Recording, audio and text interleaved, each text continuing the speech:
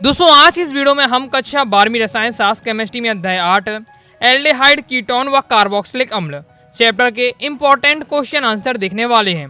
पिछली वीडियो में दोस्तों चैप्टर के इंपॉर्टेंट वस्तुनिष्ठ मैंने कवर करा दिए हैं। बाकी दोस्तों अध्याय 1 से लेकर अध्याय 7 तक के इंपॉर्टेंट आपको question answer important objective cover करा चुका हूँ। क्रम से तैयारी करना चाहते हैं अच्छे से तो class 12 chemistry all chapter important question answer 2025 के नाम से प्लेलिस्ट है। प्लेलिस्ट में जाकर क्रम से वीडियो देखकर आप तैयारी कर सकते हैं। तैयारी जीत की अब की बार बोर्ड एग्जाम में 95% पार के उद्देश्य से हम लगातार बेहतरीन तरीके से तैयारी कर रहे हैं। सबसे पहले दोस्तों हम देखें अति लघुत्तरीय प्रश्नोत्तर जो कि क्या है 2 नंबर वाले रहते हैं। ओके 2 नंबर में क्वेश्चन किस प्रकार से बन जाता है कि केवल एक अभिक्रिया पूछ लिया जाए तो 2 नंबर में क्वेश्चन। ओके 2 अभिक्रिया पूछे 4 नंबर क्वेश्चन इस प्रकार से आपका रहता है। एमपी बोर्ड एग्जाम 2023 में क्वेश्चन आ चुका है। 2020 में भी क्वेश्चन आया था इटार्ड अभिक्रिया वाला। तो इटार्ड अभिक्रिया क्या है इंपॉर्टेंट है। 2023 में तो 25 में रिपीट हो सकता है। इटार्ड अभिक्रिया अच्छे से तैयार कर लीजिएगा। अभिक्रिया में देखिए आपको फिक्स रहता है कि अगर इस अभिकारक की क्रिया इस अभिकारक से होती है किसकी उपस्थिति में होती है तो ये उत्पाद प्राप्त होता है। ये पूरा आपको एकदम क्रम से याद होना चाहिए। ओके और ये जब इस अभिकारक से मिलता है इसकी उपस्थिति मिलता है ये उत्पाद प्राप्त होता है। कौन सी अभिक्रिया होता है सबका विशेष नाम दिया गया है। ओके अपने से कोई भी अपन बना नहीं सकते हैं फिक्स रहता है। इसलिए आपको क्या है इस बार समझ के साथ आपको रटना भी पड़ता है। तो इटार्ड अभिक्रिया की अगर हम बात करते हैं तो जब टॉल्यूइन का CCl4 में क्या है घुले हुए क्रोमिल क्लोराइड द्वारा ऑक्सीकरण होता है तब बेंजील्डिहाइड बनता है। इसे हम क्या है इटार्ड अभिक्रिया कहते हैं। तो जब टॉल्यूइन की क्रिया किससे होती है CCl4 में घुले हुए क्रोमिल क्लोराइड की ऑक्सीकरण से होती है तो इसे हमारा क्या बन जाता है यहाँ बेंजील्डिहाइड बनता है। ये हमारी इटार्ड अभिक्रिया कहलाती है। इस अभिक्रिया में पहले क्या है क्रोमियम संकुल बनता है उसके बाद जल अपघटन के बाद हमारा लास्ट में बेंजील्डिहाइड मिलता है। तो यहाँ आप देख सकते हैं। तो सबसे पहले हमारे यहाँ टॉल्यूइन लिया गया है। आपका इस वक्त के लिए आपको ये इनके पता भी होना चाहिए टॉल्यूइन को किस प्रकार से लिखा जाता है C6H5 और CH3। ओके तो ये आपका रहता है टॉल्यूइन में किसकी क्रिया कराई जा रही है आपके क्रोमिल क्लोराइड की और किसकी उपस्थिति में कराई जा रही है CCl4 की उपस्थिति में कराई जा रही है। तो आपका पहले सबसे पहले क्रोमियम के देखिए संकुल बना उसके बाद जल अपघटन हुआ और फिर हमारा लास्ट में बेंजील्डिहाइड बना। तो ये हमारी कहलाती है इटार्ड अभिक्रिया। नोट्स बनाते जाइएगा याद करते जाइएगा। बाकी कोर्स ज्वाइन कर लेते हैं प्रॉपर PDF मिल जाएगी आराम से आप पढ़ते रहिएगा। ओके आगे देख लेते हैं कार्बोक्सिलिक अम्ल के 2 प्रयोग। बोर्ड एग्जाम 2023 में क्वेश्चन आ चुका है। तो कार्बोक्सिलिक अम्ल का उपयोग कहाँ कहाँ होता है तनु एसिटिक अम्ल का उपयोग सिरके के रूप में किया जाता है। फिर नेक्स्ट है बेंजोइक अम्ल का उपयोग त्वचा रोगों जैसे एक्जिमा के लिए किया जाता है। अब आप सोचेंगे कार्बोक्सिलिक अम्ल के पूछे जा रहे हैं ये सब क्यों बताइए तो ये सब आपके एसिटिक अम्ल बेंजोइक अम्ल ये सभी आपके कार्बोक्सिलिक अम्ल के अंतर्गत आते हैं। और आपका ऑक्सैलिक अम्ल का उपयोग प्रयोगशाला में मानक अम्ल के रूप में किया जाता है। ये सब आपके उपयोग दिए हुए हैं। नेक्स्ट देख लेते हैं अब लघुत्तरीय प्रश्नोत्तर। मैंने तो यहाँ से आपका लॉन्गी में आता है। ओके 2 नंबर में भी आने लगे हैं तो आपको क्या है अभिक्रिया एक पूछ ली जाती है। ओके आगे देख लेते हैं आपका 3 अंकीय में आपको तैयार करना है एल्डिहाइड और कीटोन में अंतर। अभी तक ये क्वेश्चन आए नहीं लेकिन इंपॉर्टेंट है एल्डिहाइड और कीटोन में अंतर तो अच्छे से आपको तैयार करके रखना है। तो ये एल्डिहाइड और कीटोन में अंतर इसमें क्रियात्मक समूह किसमें एल्डिहाइड में C डबल बॉन्ड O होता है जो कार्बन श्रृंखला के सिरे पर स्थित होता है। ये आपका पहचान रहती है एल्डिहाइड में और ये कार्बन श्रृंखला में जुड़ा रहता है। जबकि कीटोन का क्रियात्मक समूह किस प्रकार से होता है इस प्रकार से होता है कार्बन आपके कार्बन किसी 2 और चीज़ों से जुड़ा रहेगा और ऑक्सीजन से जुड़ा रहता है जो कार्बन श्रृंखला के मध्य में स्थित होता है। फिर एल्डिहाइड में ये ऑक्सीकृत होकर समान कार्बन परमाणु वाले वसीय अम्ल बनाते हैं जबकि कीटोन होते हैं ये आपकी कठिनाई से ऑक्सीकृत होकर वसीय अम्ल बनाते हैं जिसमें कार्बन परमाणु की संख्या कीटोन की अपेक्षा क्या होती है कम होती है। फिर जो एल्डिहाइड होता है ये अमोनिक कलर सिल्वर नाइट्रेट को सिल्वर में अपचेत कर देते हैं जबकि जो कीटोन होते हैं ये अपचेत नहीं करते हैं। नेक्स्ट हमारा एल्डिहाइड में ये फेनिल विलयन को अपचेत करके Cu2O का लाल अवक्षेप बनाते हैं। ये ऑब्जेक्ट में पूछा जाता है कि फेनिल विलयन को अपचेत करके CuO पर लाल अवक्षेप कौन बनाता है ये कुछ ऑब्जेक्ट में समझाया तो एल्डिहाइड बनाते हैं। जबकि कीटोन में क्या होता है फेनिल विलयन को अपचेत नहीं करते हैं। ये आपका इस प्रकार से अंतर दिया हुआ है कि समझ कर अच्छे से तैयार से आपको कर लेना है कंप्लीट हो जाता है। आगे देख लेते हैं इसके आगे दोस्तों हमारा एक और अंतर दिया है कि कौन आपका जो एल्डिहाइड होता है ये अपचेत होकर प्राथमिक अल्कोहल बनाते हैं जबकि जो आपका कीटोन होता है ये अपचेत होकर द्वितीयक अल्कोहल बनाते हैं। आगे देख लेते हैं नेक्स्ट आपको तैयार कर लेना है टॉलन अभिकर्मक क्या है इसके बारे में जानना है। साइनोहाइड्रिन क्या है फार्मिलिन क्या है यूरोटिप्रिन क्या है ये आपको जानना है। इस प्रकार से आपका पेपर में आ जाता है। निम्न में से किन्हीं दो को समझाइए, कोई दो दे दिया जाएगा, उनको समझाइए, इस प्रकार से आपका क्वेश्चन आ जाता है। तो जितने भी टॉपिक हैं मैंने किसी न किसी क्वेश्चन सेट करके आपको समझाने का प्रयास करूंगा। ओके, टॉलन अभिकर्मक सबसे पहले जान लीजिए, बहुत ज़्यादा इंपॉर्टेंट रहता है टॉलन अभिकर्मक। ओके, ऑब्जेक्ट में अक्सर पूछा जाता है। तो जो सिल्वर नाइट्रेट का अमोनियम में जो विलयन होता है वो टॉलन अभिकर्मक कहलाता है। ये सीधी आपको लाइन याद रखनी है। सिल्वर नाइट्रेट का अमोनियम में बना हुआ जो विलयन टॉलन अभिकर्मक कहलाता है। बस इन्हें क्या नाम दे दिया जाता है। ओके, नाम दे दिया जाता है। अगर सिल्वर नाइट्रेट को अमोनिया के साथ जो क्रिया करा के जो विलयन बनता है हमारा, ओके, वो हमारा क्या टॉलन अभिकर्मक कहलाएगा। और इसमें क्रियात्मक भाग क्या है, Ag2 होता है। यह एल्डिहाइड से क्रिया कर आपका सिल्वर में अपचेत हो जाता है, जो पात्र की दीवारों में जमा हो जाता है, जिसे रजक दर्पण कहते हैं। रजक दर्पण भी क्वेश्चन पूछ लिया जाता है, आगे मैं बताऊंगा किस प्रकार से क्वेश्चन रहता है।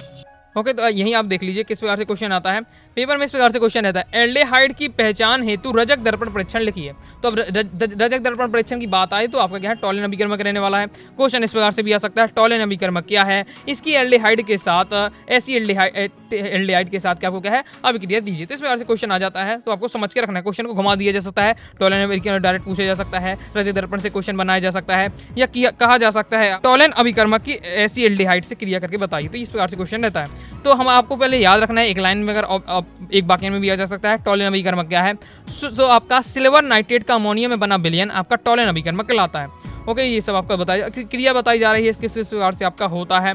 तो यहाँ आपका सिल्वर नाइट्रेट लिया हुआ है और ये आपका अमोनिया लिया गया है। इसका विलयन से आपका AgOH बनता है। ओके, अस्थायी होता है, जो टूट जाता है, जल निकल जाता है यहाँ से। इसके बाद दोस्तों आपका ये फिर कैसे आपका क्रिया कर देता है, एल्डिहाइड से क्रिया करके क्या कर देता है, Ag यानी आपको सिल्वर को आपका अपचेत कर देता है। जो उसकी जो बर्तन होता है उसके बर्तन में ये सिल्वर लग जाता है। तो ये आपका रहने वाला है इस प्रकार से क्रिया। तो इसे भी आपको अच्छे से तैयार करके रखना है। ओके, टॉलन अभिकर्मक का उपयोग एल्डिहाइड मूलक की पहचान में तथा रजक दर्पण बनाने में किया जाता है। आगे देख लेते हैं, साइनोहाइड्रेट क्या होता है।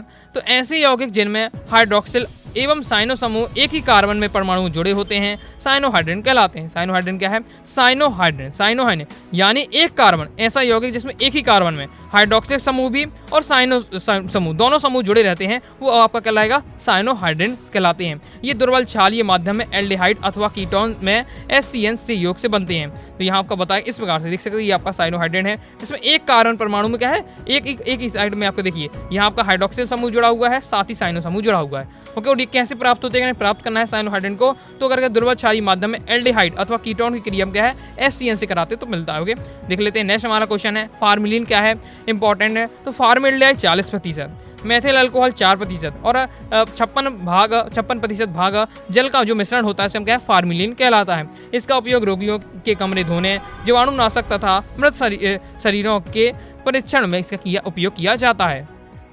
ये दोस्तों क्वेश्चन आपका फार्मिलिन वाला आपका MP बोर्ड एग्जाम 2024 में क्वेश्चन एक वाक्य में पूछा गया था। ओके, नेक्स्ट हमारा यूरोटिप्रिन क्या है, यूरोटिप्रिन पूछा जा रहा है। तो फार्मिल्डिहाइड, ये क्वेश्चन MP बोर्ड एग्जाम 2016 में आया था। ओके, इंपॉर्टेंट है। यूरोटिप्रिन में क्या होता है कि फार्मिल्डिहाइड की क्रिया अब क्या है, अमोनिया से कराने पर हमें क्या है, यूरोटिप्रिन प्राप्त होता है। तो क्रिया के रूप में आप मान के रख सकते हैं कि यूरोटिप्रिन अगर हमें प्राप्त करना है, फार्मिल्डिहाइड की क्रिया किससे करानी है, अमोनिया से करानी है, यूरोटिप्रिन हमें प्राप्त हो जाता है। देख सकते हैं यहाँ, तो हमने लिया है फार्मिल्डिहाइड SCHO, ये फार्मिल्डिहाइड है, इसके 6 अणु लिए हैं, साथ ही अमोनिया के 4 अणु, क्रिया कराते हैं, यूरोटिप्रिन प्राप्त होता है, जल प्राप्त होता है। अब यूरोटिप्रिन का उपयोग भी पूछा लिया जाता है। तो यूरोटिप्रिन का उपयोग मूत्र रोगों व गठिया आदि के औषधि बनाने में इसका उपयोग किया जाता है। कंप्लीट हो जाता है, आई होप आप समझ गए होंगे। आगे देख लेते हैं। आगे बढ़ने से पहले दोस्तों बताना चाहूँगा, अगर दोस्तों आप क्या है क्लास 12 केमिस्ट्री सब्जेक्ट की प्रॉपर रूप से तैयारी करना चाहते हैं, विशेषकर MP बोर्ड एग्जाम के, अनुराग सारी क्लासेस के क्लास 12 केमिस्ट्री के कोर्स को ज्वाइन कर सकते हैं। केमिस्ट्री कोर्स में दोस्तों आपको all chapter PDF notes, all chapter important question answer, all chapter objective question answer, साथ ही दोस्तों आपको previous year paper, model paper with solution के साथ मिल जाएगा, जिससे आप क्या है प्रॉपर तैयारी कर पाएंगे। PDF के रूप में रहेगा, कम समय में तैयारी कर पाएंगे। कोर्स को दोस्तों ज्वाइन करने के लिए 90 39 53 44 79 इस दिए व्हाट्सएप नंबर मैसेज करके आप क्या है कोर्स के बारे में जानकारी ले सकते हैं और कोर्स को ज्वाइन कर सकते हैं। आगे दोस्तों हमारा नेक्स्ट क्वेश्चन आ जाता है, निम्नलिखित में से कोई 2 अभिक्रियाएं समझाई। इसी बार से क्वेश्चन आता है 2 अभिक्रिया के लिए, लेकिन इतनी अभिक्रिया नहीं दी थी, केवल 2 अभिक्रिया, तो 2 ही अभिक्रिया आपको दी जाएगी। तो मैंने एक साथ लिखनी है ताकि दिक्कत ना हो, और भी मैं आपको अभिक्रिया बताने वाला हूँ, इतनी अभिक्रिया नहीं। ओके, तो आपको रोजनमुंड अभिक्रिया आपको तैयार करके रखना है। MP बोर्ड एग्जाम 2022 और 24 में क्वेश्चन आ चुका है। आप चाहे तो कॉपी भी बना सकते हैं, चैप्टर बाई चैप्टर, जिसमें आपको क्या है केवल आपके 3 चैप्टर हैं जिनमें अभिक्रिया हैं, 6वां चैप्टर, 7वां और 8वां चैप्टर। ओके, तो क्रम से आप क्या है कॉपी में अभिक्रिया लिख ली, 6वें चैप्टर में कितनी अभिक्रिया हैं, 7वें में, 8वें में में क्रम से क्या है कि तैयार करके रखिएगा और रिवीजन करते रहिएगा। अभिक्रिया अगर आपने रिवीजन नहीं किया तो अगर आप याद भी कर ले तो भी भूल जाएंगे। लगातार आपको अभिक्रिया का रिवीजन करते रहना पड़ेगा और कॉपी में बार बार लिख कर प्रैक्टिस करती रहनी पड़ेगी। ओके, तो रोजनमुंड अभिक्रिया एमपी बोर्ड एग्जाम 22 में क्वेश्चन आ चुका है, 24 में आ चुका है। सेंको अभिक्रिया तैयार करके रखना है। पर्किन अभिक्रिया भी आ चुका है एमपी बोर्ड एग्जाम 22 में। क्लेजन संघनन अभिक्रिया तैयार कर रखना है। कैनिजारो अभिक्रिया बहुत ज़्यादा इंपॉर्टेंट 2022 में आ चुका है आपका। ओके, 20 में आ चुका है, 24 में आ चुका है। स्टीफन अभिक्रिया 2019 में क्वेश्चन था। ओके, तो ये सभी आपको अभिक्रिया तैयार करके रखनी है। तो क्रम से एक एक करके समझते हैं। अभी और भी अभिक्रिया है, ओके, तो उन्हें भी हम देखेंगे। पहले हम देख लेते हैं रोजनमुंड अभिक्रिया, बहुत ज़्यादा इंपॉर्टेंट है।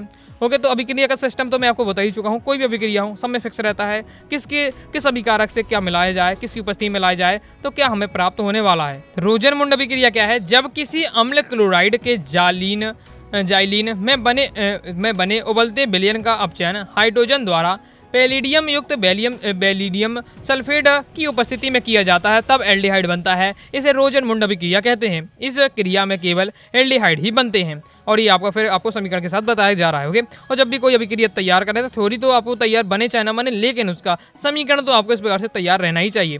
कई बार हो जाता है 4 नंबर का क्वेश्चन आता है, 4 अभिक्रिया दिए जाता है तो फिर आपका थ्योरी लिखेंगे, फिर उसका वो लिखेंगे तो लंबा आपको पड़ जाता है। तो अगर आप केवल समीकरण भी लिख देते हैं तो भी आपको पूरे नंबर दिए जाएंगे। लेकिन अगर 2 नंबर का क्वेश्चन आता है, ओके, या 4 नंबर में केवल 2 अभिक्रिया पूछी जाती है तो फिर आपको थ्योरी भी और आपको समीकरण भी बताना पड़ेगा। ओके, क्या बताया जा रहा है? रोजनमुंड अभिक्रिया में क्या कहता है और ऑब्जेक्टिव बना था। ऑब्जेक्ट रोजनमुंड अभिक्रिया से किस प्रकार से भी बना था हमने देखा था कि रोजनमुंड अभिक्रिया में किसकी उपस्थिति में होता है। तो आप यहाँ देख सकते हैं रोजनमुंड अभिक्रिया पैलिडियम युक्त बेरिलियम सल्फेट की उपस्थिति में रोजनमुंड की अभिक्रिया होती है। तो रोजनमुंड अभिक्रिया क्या है कि जब अम्ल क्लोराइड, कोई भी आपका अम्ल क्लोराइड लिया जाता है उसका उससे जाइलिन में बने उबलते विलयन से हाइड्रोजन द्वारा, ओके, हाइड्रोजन की क्रिया किससे कराई जाती है? अम्ल क्लोराइड से कराई जाती है। किसकी उपस्थिति में? पैलिडियम युक्त बेरिलियम सल्फेट की उपस्थिति में। तो हमारा क्या मिलता है? एल्डिहाइड मिलता है। और ये हमारी कौन सी क्रिया कहलाई? तो एल्डिहाइड बनाने की क्रिया कहलाई। इसे हम रोजनमुंड अभिक्रिया कहते हैं। यहाँ हम देख सकते हैं कि एसिटिक क्लोराइड लिया गया। अब कोई भी अम्ल क्लोराइड ले सकते हैं, जिसमें एग्जाम्पल के लिए हमने एसिटिल क्लोराइड लिया है। इसकी क्रिया क्या आपको हाइड्रोजन से करा देनी है। उपस्थिति किसकी रहने वाली है? रोजनमुंड अभिक्रिया है। एलिडियम युक्त बेरिलियम सल्फेट की उपस्थिति रहने वाली है तो हमें एसिडल्डिहाइड प्राप्त होता है और यही बताया जा रहा है एल्डिहाइड प्राप्त होता है। ओके, यहाँ हमने एसिटिक क्लोराइड लिया तो एसिडल्डिहाइड मिल गया। तो ये आपकी रहती है रोजनमुंड अभिक्रिया। क्लियर हो गया है? क्या होता है कि अम्ल क्लोराइड की क्रिया हाइड्रोजन से आपका पैलिडियम युक्त बेरिलियम सल्फेट से कराते हैं तो हमें एल्डिहाइड प्राप्त होता है। ये हमारी क्रिया रोजनमुंड अभिक्रिया कहलाती है। ओके, इसमें पीडी और BSO4 का क्या कार्य रहता है? तो इसका कार्य रहता है कि पीडी क्या करता है, जो आपका पैलिडियम होता है ये अपचायक उत्प्रेरक का कार्य करता है, जबकि बेरिलियम सल्फेट एसिडल्डिहाइड के अल्कोहल में अपचयन की क्रिया को रोकने का कार्य करता है। ये इसका कार्य रहता है। ये आपको लिखने की आवश्यकता नहीं है। ओके, कार्य अगर पूछा जाता तब की बात है, बाकी आपका अभिक्रिया रहने वाली है। सेंको अभिक्रिया क्या है? सेंको अभिक्रिया अभी तक तो बोर्ड एग्जाम में आया नहीं है, इसे भी देख लेते हैं, इंपॉर्टेंट है आपका। सेंको अभिक्रिया में क्या होता है कि एल्यूमिनियम एथॉक्साइड की उपस्थिति में एसिडल्डिहाइड के 2 अणु संघनित होकर एथिल एसीटेट का एक अणु बनाते हैं। इसे सेंको अभिक्रिया कहते हैं। इसमें क्या होता है? उपस्थिति किसकी रहती है? तो एल्यूमिनियम आपकी एथॉक्साइड की उपस्थिति रहती है। क्रिया किससे होती है? हमें 2 अणु की क्रिया करानी है। एसिडल्डिहाइड के 2 अणु अगर संघनित मतलब होता है जुड़ना, ओके, योग होना, संघनित यानी योग होना। तो एसिडल्डिहाइड के अगर 2 अणुओं का योग होता है किसी उपस्थिति में, एल्यूमिनियम एथॉक्साइड की उपस्थिति में, तो हमारा क्या प्राप्त होने वाला? एथिल एसीटेट का एक अणु बनता है। यही हमारा सेंको अभिक्रिया, ये आपका दिया हुआ है। तो यहाँ हमने देख सकते हैं आप यहाँ एसिडल्डिहाइड के 2 अणु लिए हुए हैं और आपका एल्यूमिनियम एथॉक्साइड की उपस्थिति में हमारा एथिल एसीटेट प्राप्त होता है। ओके, अब सबके थोड़ा आपको क्या फॉर्मूला आपको पता होना चाहिए। तो दोस्तों अब हमारी नेक्स्ट अभिक्रिया आ जाती है पर्किन अभिक्रिया। पर्किन अभिक्रिया देख लेते हैं, एमपी बोर्ड एग्जाम 22 में क्वेश्चन आ चुका है, इंपॉर्टेंट है, तैयार करके रखना है। तो जब किसी एलिफेटिक अम्ल के निर्जल लवण और उसी अम्ल के एनहाइड्राइड को एरोमेटिक एल्डिहाइड के साथ गर्म किया जाता है तब असंतृप्त अम्ल बनता है। इसे पर्किन अभिक्रिया कहते हैं। पर्किन अभिक्रिया क्या है? ओके, अब एलिफेटिक अम्ल है तो कोई भी अम्ल ले सकते हैं, जिसमें हमने यहाँ एग्जाम्पल के लिए आपको समीकरण बताना पड़ेगा। तो बेंजील्डिहाइड लिया है, एलिफेटिक अम्ल में बेंजील्डिहाइड ले लिया है। और इसके यहाँ निर्जल लवण यहाँ हमने निर्जल लवण की उपस्थिति में यहाँ हमने क्या ले लिया है? सोडियम एसीटेट ले लिया है। ओके, और उपस्थिति में अगर हम किससे कराते हैं? उसी अम्ल के हमें एनहाइड्रेट से कराना है। तो उसी अम्ल के एनहाइड्रेट तो बेंजील्डिहाइड का हो जाएगा आपका एसिटिक एनहाइड्राइड के साथ गर्म किया जाता है। तो हमें क्या मिल जाता है? तो हमें इसमें जो प्राप्त होता है एरोमेटिक एल्डिहाइड के साथ गर्म किया जाता है, असंतृप्त अम्ल बनता है। तो यहाँ असंतृप्त अम्ल कौन सा बना? सिनेमिक अम्ल बनता है। ओके, तो लिखने का तरीका आपका ये रहना चाहिए और फिर उदाहरण के साथ आपको इस प्रकार से लिखना है। ओके, कंप्लीट हो जाता है। अब इसको हम समझ लेते हैं। तो बेंजील्डिहाइड की देखिए हमने क्रिया कराई है, तो बेंजील्डिहाइड की जो हमने आप देख सकते हैं ये बेंजील्डिहाइड हो जाता है हमारा। इसके साथ हमें किसी क्रिया करानी है, हमारा सोडियम एसिटेट हमारा क्या रहने वाला, उपस्थिति रहने वाली है, और हमें इसी के एसिटिक एनहाइड्रेट से अगर क्रिया करा देते हैं सिनेमिक अम्ल हमारा मिल जाए। यही हमारी कौन सी क्रिया कराने वाली है, परकिन अभिक्रिया कराने वाली है। आगे देख लेते हैं। नेक्स्ट जो हमारी अभिक्रिया है क्लेजन संघनन, इसे देख लेते हैं। ये अभी तक अभी आयन नहीं है, ओके, ज़्यादा इंपॉर्टेंट नहीं है, लेकिन तैयार करके रखना है। समानतः ताप और तनु क्षारों की उपस्थिति में बेंजील्डिहाइड 2 अल्फा हाइड्रोजन युक्त एल्डिहाइड या कीटोन के संघनन कर लेता है। यह क्रिया क्लेजन संघनन कहलाता है। संघनन यानी तो जोड़ना, ओके, तो उसमें जब भी जोड़ते होंगे, देखिए किसी बात की जा रही है, समान ताप रहना चाहिए तनु क्षारों की उपस्थिति में। तनु क्षारों की उपस्थिति में जब बेंजील्डिहाइड की दो आपके अल्फा हाइड्रोजन युक्त एल्डिहाइड या कीटोन के संघनन के साथ कर देते हैं, तो ये हमारा क्लेजन संघनन कहलाता है। तो ये हमने बेंजील्डिहाइड ले लिया है। बेंजील्डिहाइड की क्रिया एसिल्डिहाइड से करा दी है, तो एल्डिहाइड से कराई है, तो हमें क्या है, सिनेमेल्डिहाइड प्राप्त हो जाता है। ओके, तो ये आपकी अभिक्रिया रहने वाली है। क्या रहने वाली क्लेजन अभिक्रिया, समान ताप और तनु क्षारों की उपस्थिति में बेंजील्डिहाइड के 2 अल्फा हाइड्रोजन युक्त एल्डिहाइड या कीटोन का अगर संघनन कराते हैं तो हमारा क्या है, ये जो अभिक्रिया रहती है क्लेजन अभिक्रिया कहलाती है। कैनुजारो अभिक्रिया देख लेते हैं, ये तो बहुत ज़्यादा इंपॉर्टेंट है आपकी। एमपी बोर्ड एग्जाम तो 20 में आया है, 22 में आया है, 24 में आया है। ओके, कैनुजारो अभिक्रिया क्या है, अल्फा हाइड्रोजन रहित एल्डिहाइड को 75% NaOH के साथ उबाला जाता है, तब ऑक्सी अपचयन अभिक्रिया होती है। एल्डिहाइड का एक अणु ऑक्सीकृत होकर अम्ल का सोडियम लवण बनाता है और दूसरा अणु स्वयं अपचित होकर अनुरूप एल्कोहल में बदल देता है। इसे कैनुजारो अभिक्रिया कहते हैं। चलिए इसे समझ लेते हैं। इसमें क्या क्या रहता है आपका, इस अभिक्रिया में रहता है आपका कि एल्डिहाइड की क्रिया आपका क्या है, अल्फा हाइड्रोजन है जो एल्डिहाइड होता है, इसको NaOH के साथ 75% NaOH के साथ उबाला जाता है, इसे क्रिया कराई जाती है।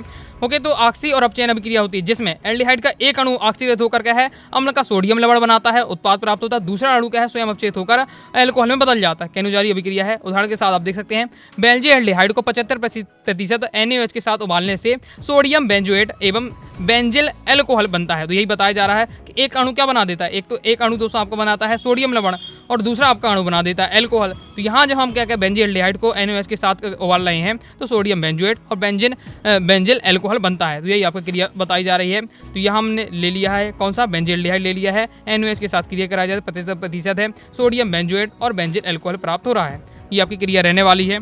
आगे देख लेते हैं स्टीफन अभिक्रिया। स्टीफन अभिक्रिया क्या है, एल्किल साइनाइड का अपचयन SnCl2 + HCl से करके जल अपघटन करके एल्डिहाइड प्राप्त होता है। ये आपका स्टीफन अभिक्रिया कहलाती है। इसमें क्या रहता है, एल्किल साइनाइड, जो हमारा एल्किल साइनाइड लिया हुआ है, एल्किल साइनाइड को अब इसके साथ क्या क्या रहने वाला है, किसी उपस्थिति कहा जाए तो SnCl2 और HCl की उपस्थिति रहती है। तो ये हमारा क्या कहलाता है, ये जो बनता है, इस जो भी बनेगा उसका हमारा क्या करना पड़ेगा, हमें जल अपघटन करना पड़ेगा। जल अपघटन करने के बाद हमें क्या है, एल्डिहाइड प्राप्त होता है और ये हमारी क्रिया रहने वाली है। ओके, ये आपके स्टीफन अभिक्रिया हो जाती है। आगे देख लेते हैं। आगे और भी आपके इस चैप्टर की अभिक्रिया हैं। पूरे चैप्टर में आपको अभिक्रियाएं अक्सर एग्जाम में आती हैं, अभिक्रिया अच्छे से तैयार करके रखना है। अब और भी अभिक्रिया हम बात कर लेते हैं जो आपके चैप्टर की है।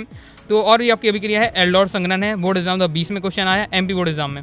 ओके, बेंजोइक संघनन MP बोर्ड एग्जाम 24 में क्वेश्चन आ चुका है। क्रॉस एल्डोर संघनन अभी नहीं आया है। ओके, गाटर मान एल्डिहाइड संघनन, फिर आपका इटार्ड अभिक्रिया, गाटर मान कोच अभिक्रिया जो कि आपका MP बोर्ड एग्जाम 12 में आ चुका है, 20 में आ चुका है, 24 में आ चुका है। इटार्ड अभिक्रिया 20 में, 23 में आ चुका है। ये तो मैं आपको इटार्ड अभिक्रिया सबसे चैप्टर समझाने के शुरुआती मैंने आपको ये समझा चुका हूँ। ओके, देखिए गाटर मान जो एल्डिहाइड संश्लेषण की अभिक्रिया है, तो गाटर मान अभिक्रिया डायरेक्ट लिख कर आ सकता है, तो ये भी आपको यही बतानी है। गाटर मान कोच अभिक्रिया अलग है, गाटर मान संश्लेषण अभिक्रिया अलग है। चलिए हम क्रम से अभिक्रिया को समझ लेते हैं।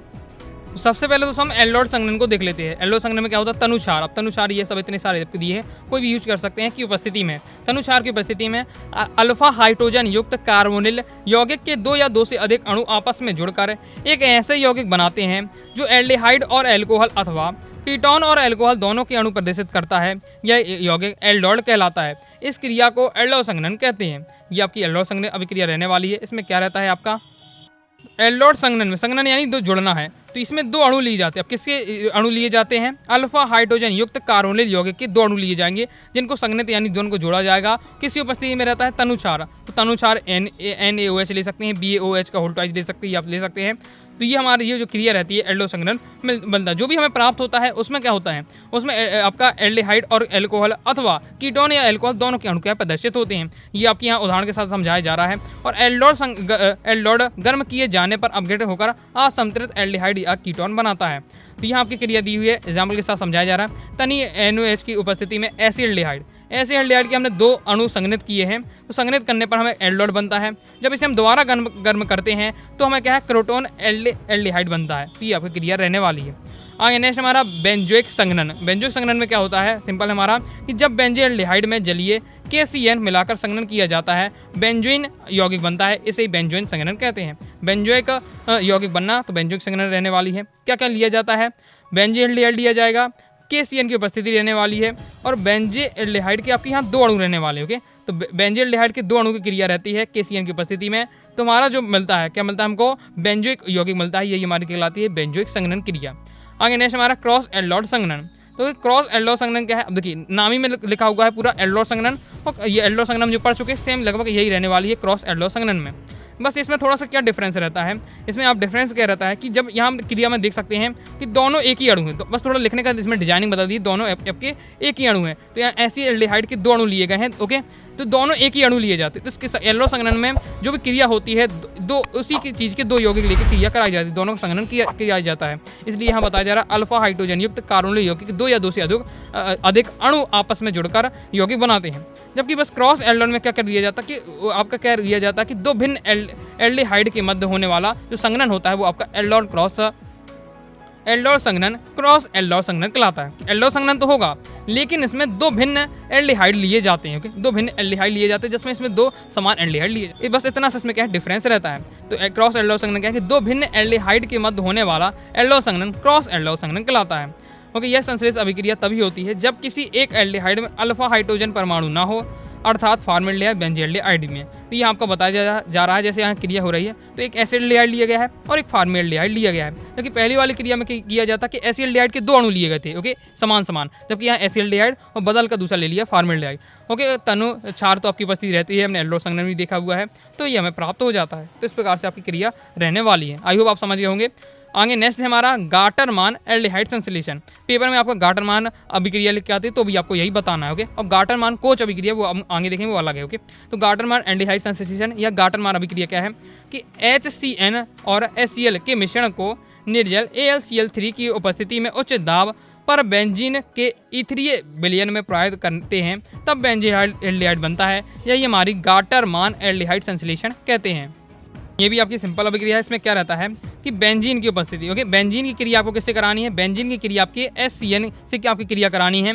अब इसमें क्या क्या उपस्थित रहने वाला है, निर्जल AlCl3 उपस्थित रहने वाला है, HCl उपस्थित रहने वाला है, तो हमें बेंजीएल्डिहाइड प्राप्त हो जाता है। यही 200 हमारी क्या कहलाती है, यही 200 हमारी जो क्रिया होती है गाटरमान एल्डिहाइड संश्लेषण अभिक्रिया कहलाती है। और ये आपका क्या है, आपका समीकरण रहने वाला है। तैयार से अच्छे से आपको कर लेना है।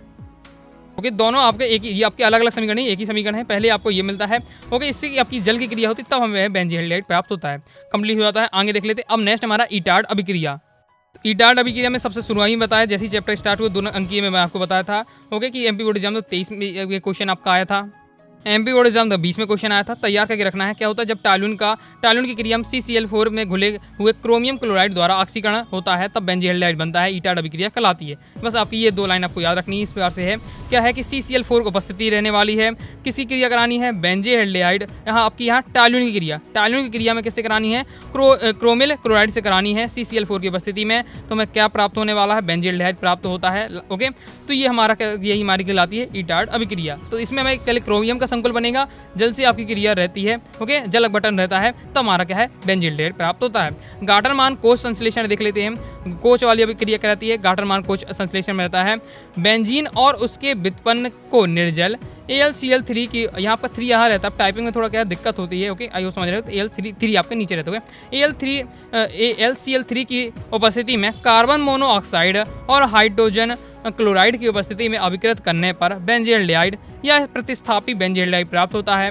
इस अभिक्रिया को गाटरमान कोच अभिक्रिया कहते हैं। इसमें क्या रहता है आपका, सिंपल आपकी अभिक्रिया बेंजीन बेंजीन की क्रिया कैसे कराई जाती है, किसी उपस्थिति में कराई जाती है आपके, इसमें आपका निर्जल AlCl3 उपस्थित होता है, कार्बन मोनोऑक्साइड उपस्थित देख सकते हैं आप, आपका हाइड्रोजन क्लोराइड उपस्थित है। तो अभिक्रिया जब होता है तो हमारा बेंजीन प्राप्त होता है। ये आपकी रहने वाली है गार्टर-मान कोश संश्लेषण अभिक्रिया।